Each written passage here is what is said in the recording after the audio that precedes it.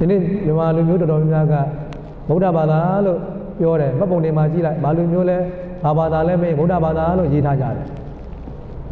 အဲ့တော့ဗုဒ္ဓဘာသာဆိုလို့ရှိရင်ကံနဲ့ကံရဲ့အကျိုးကိုယုံကြည်ရမယ်ကံဉာဏ်ဝိရိယကိုစူးစမ်းအထောက်ရမယ်ဒါပေမဲ့ယနေ့ခေတ်က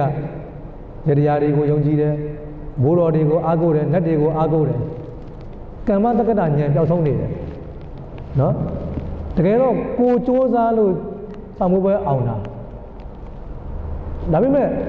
ယတရားသွားရှည်လိုက်တယ်တိုက်ဆိုင်သွားတယ်နော်ဆောင်မအောင်သွားတယ်အဲ့တော့ဘယ်လိုထင်သွားလဲ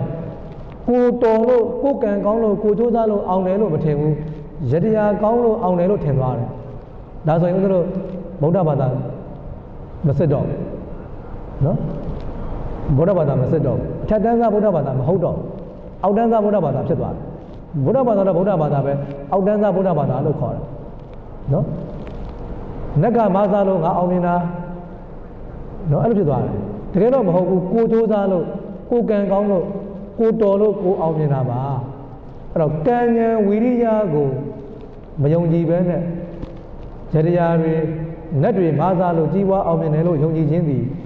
အောက်တန်းစားဗုဒ္ဓဘာသာဖြစ်ပါတယ်အထက်တန်းစားဗုဒ္ဓဘာသာမဟုတ်ပါဘူးเนาะဒါတစ်ချက်ပေါ့နံပါတ်2ကတရဏဂုံ3ပါးကိုကြည်ညိုစည်းကပ်ရမှာဖြစ်ပါတယ်เนาะဘုရားတရားသံဃာမတစ်ပါးနတ်တွေကိုကိုးကွယ်မှုမလုပ်ရပါဘူးလောကမှာဘုဒ္ဓမေတ္တရဏအညာနတ်တွေဘုရားမတစ်ပါးကိုးကွယ်ရမရှိတရားမတစ်ပါးကိုးကွယ်ရမရှိသံဃာမတစ်ပါးကိုးကွယ်ရမရှိလို့လည်းပြောသေးတယ်နတ်ကိုလည်းကိုးကွယ်နေသေးတယ်ဆိုရင်တော့အောက်တန်းစားဗုဒ္ဓဘာသာဖြစ်နေမှာပါဘုရားမတစ်ပါးကိုးကွယ်ရမရှိဘူးဆိုရင်ဘုရားတစ်မျိုးပဲကိုးကွယ်ပါဘာနဲ့မှကိုးကွယ်ကြမလိုပါဘူးအဲကြောင့်အထက်တန်းစားဗုဒ္ဓဘာသာဖြစ်ရင်ဘုရားတရားသံဃာမတစ်ပါးတခြားကိုမကိုးကွယ်ပါနဲ့နော်ကံဉာဏ်ဝိရိယကိုယုံကြည်ပါဘေးရင်ယတရားနတ်တွေကိုအာမကိုးပါနဲ့မယုံကြည်ပါနဲ့နော်အဲဒါကြောင့်ဦးဇင်းတို့အထက်တန်းစားဗုဒ္ဓဘာသာအစင်းမြင့်ဗုဒ္ဓဘာသာဖြစ်ဖို့အတွက်ယတနာသုံးပါးမှတစ်ပါးကိုးကွယ်ရမချပါနဲ့ကံဉာဏ်ဝိရိယမှတစ်ပါးဘေးရင်ယတရားနတ်တွေကိုအာမကိုးပါနဲ့လို့နော်